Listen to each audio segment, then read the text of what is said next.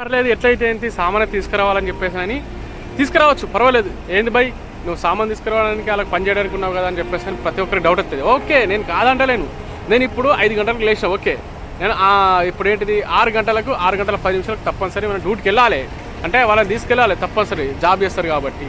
ఇప్పుడు నేను 5 గంటలకు లేచిన తర్వాత ఫస్ట్ సూపర్ మార్కెట్కి వెళ్ళి అక్కడికి వెళ్తే అక్కడ సామాన్లు మళ్ళీ వేరే కాడికి వెళ్ళిన, అక్కడ కూడా లేవు, మళ్ళీ అక్కడి నుంచి వేరే షాప్కి వెళ్ళినా, అంటే మొత్తం 3 షాపులు తిరిగితే నాకు ఎంత టైం పట్టింది? ఒక 20 నిమిషాలు పట్టింది.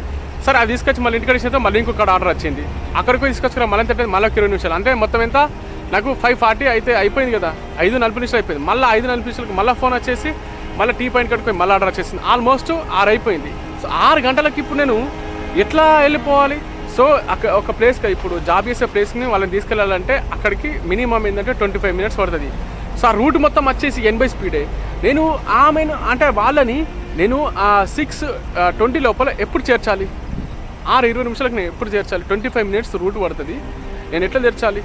అసలే 80 స్పీడ్ అది, అందులో మనకు పోరాదు అసలు, ఎందుకంటే మొత్తం కెమెరాలు ఉంటాయి. ఒక్క కెమెరా కొట్టినా కానీ మన సాలరీ బొక్క, అది సరిపోదు. అది చాలా వేస్ట్ అంటే చాలా వేస్ట్. ఎంత దారుణం అంటే అసలు టైం టేబుల్ లేకుండా సిస్టమ్ లేకుండా ఎందుకుంటారు? సరే డ్రైవర్ని కష్టపెట్టుకోవచ్చు, బాధ పెట్టుకోవచ్చు, పర్లేదు, కానీ సిస్టమ్ ఒక్క సిస్టమ్ అయితే ఫాలో కావాలి కదా.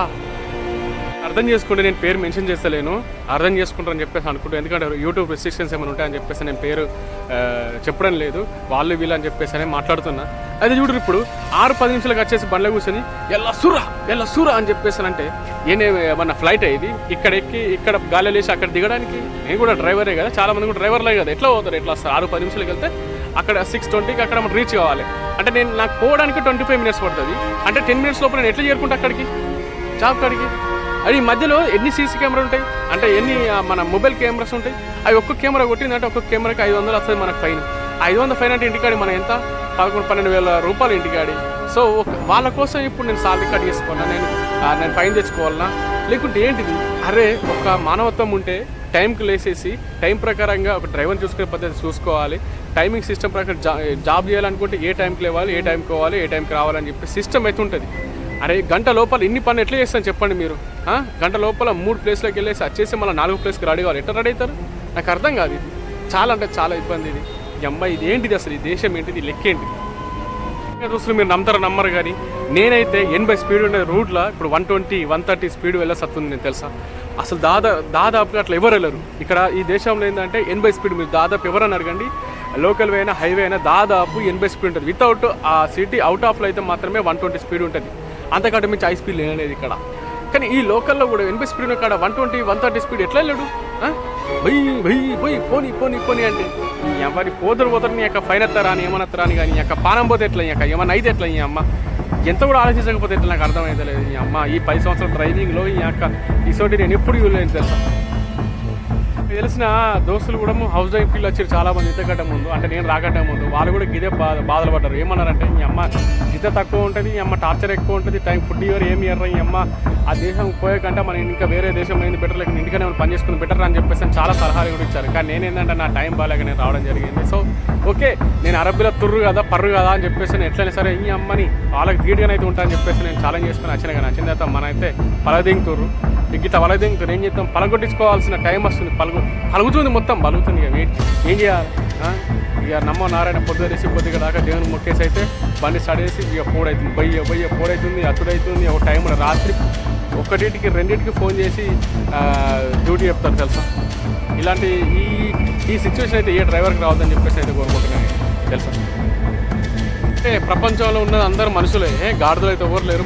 అందరూ మనుషులే, మానవత్వం ఉండాలి ప్రతి ఒక్కరికి. ఒకసారి కోపం వచ్చినా ఒకసారి మంచిగా ఉండాలి.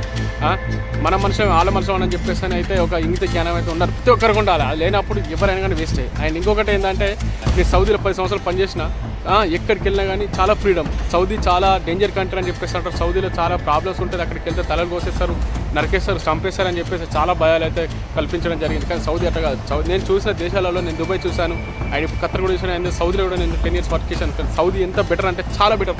అండ్ నేను అక్కడ చేసిన హౌస్ ఏదైతే ఉందో చాలా ఒక ఇంటికి కొడుకులు అక్కడ చూసుకుంటుండే, మంచి సాలరీ ఇస్తుండే, ఫ్రీడమ్ ఉంటుండే, ఎటెళ్ళినా కానీ వెహికల్ ఇస్తుండే, అండ్ హెల్త్ కూడా బాగాలేకపోతే నాకు చూసుకునే వాళ్ళు, ప్రతి ఫుడ్ లేకపోయినా నేను తీరు అద్దీను అని చెప్పేసి అడిగేవాళ్ళు. అంత ఫ్రీడమ్. అండ్ మంత్లీ ఒక రోజు ముందు సాలరీ వచ్చేది, చాలా బాగుంటుండే అలాంటి లైఫ్. ఎందుకంటే మనిషి కూడా అంటారు, అరే మనిషికి నీకు స్టార్ వస్తుంది రా రే, నీకు స్టార్ వచ్చినప్పుడు వస్తారా తప్ప నీకు కూడా టైం వస్తుంది రా అని చెప్పేసి అంటారు కదా, ఆ టైం నాకు వచ్చింది ఆల్రెడీ. కానీ ఏంటంటే ఇప్పుడు ఈ కర్మ ఇప్పుడు ఎందుకు వచ్చిందో నాకు అర్థమవుతుంది. ఖతర్కి వచ్చి ఇలాంటి ప్రాబ్లమ్స్ ఎందుకు వచ్చిందో ఈ మనుషుల మధ్య నేను ఎందుకు ఇరికపోయినా నాకు అర్థమవుతుంది. నా టైం బ్యాడ్ అంతే.